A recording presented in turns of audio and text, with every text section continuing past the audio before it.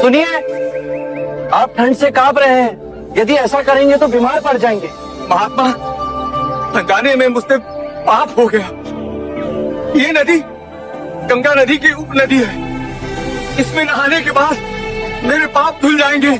इस नदी में डुबकी लगाने से यदि आपके पाप धुल जाएंगे तो इस नदी में रहने वाले मेंढक के ऊपर पांव आने पर आप अपवित्र कैसे हो गए?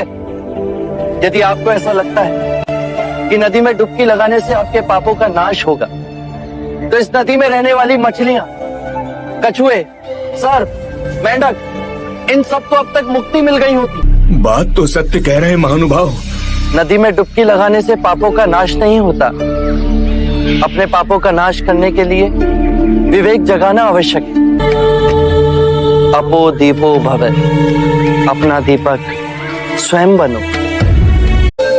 सुनिए, आप ठंड से कांप रहे हैं। यदि ऐसा करेंगे तो बीमार पड़ जाएंगे।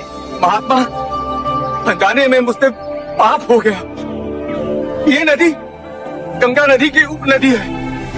इसमें नहाने के बाद मेरे पाप धुल जाएंगे।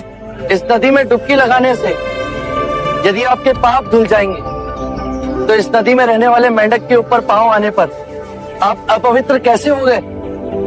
यदि आपको ऐसा लगता है कि नदी में डुबकी लगाने से आपके पापों का नाश होगा तो इस नदी में रहने वाली मछलियां, कछुए, सर्प, मेंढक, इन सब को अब तक मुक्ति मिल गई होती। बात तो सत्य कह रहे हैं महानुभाव।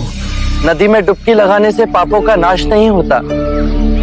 अपने पापों का नाश करने के लिए विवेक जगाना आवश्यक है।